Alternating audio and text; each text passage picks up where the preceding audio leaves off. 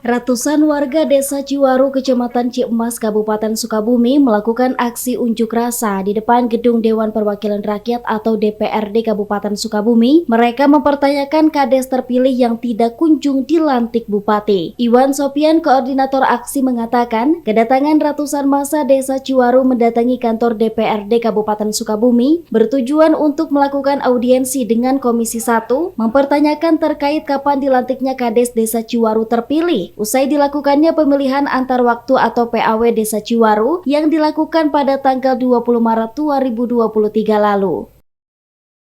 Kalau suatu desa tidak ada pucuk pimpinannya, kepala desanya tidak ada, bayangkan kepala desa PJS nih sudah diberhentikan dengan SK Bupati ya per tanggal 17 April 2023. Sementara kepala desa terpilih sudah mendapatkan SK, belum pula dilantik, belum diangkat sumpah, belum secara seremoni.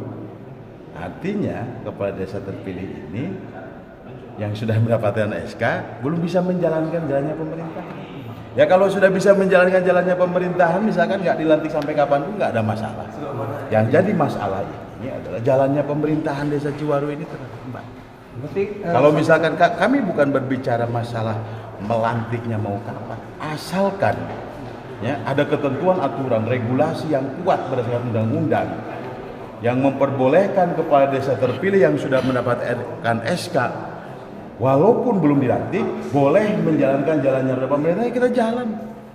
Menyikapi hal tersebut, Ketua Komisi 1 dari fraksi PDIP, Pauji Nurjaman beserta jajarannya menerima para aksi unjuk rasa untuk melakukan audiensi Komisi 1 dan Dinas DPMD Kabupaten Sukabumi untuk mengatasi permasalahan apa yang menjadi tuntutan warga Desa Ciwaru. Usai dilakukannya audiensi, Ketua Komisi 1 memastikan pelantikan Kepala Desa Ciwaru akan secepat mungkin dilantik pada bulan Juni mendatang. Seperti yang diketahui, agar roda pemerintahan Desa Ciwaru bisa kembali berjalan dengan normal.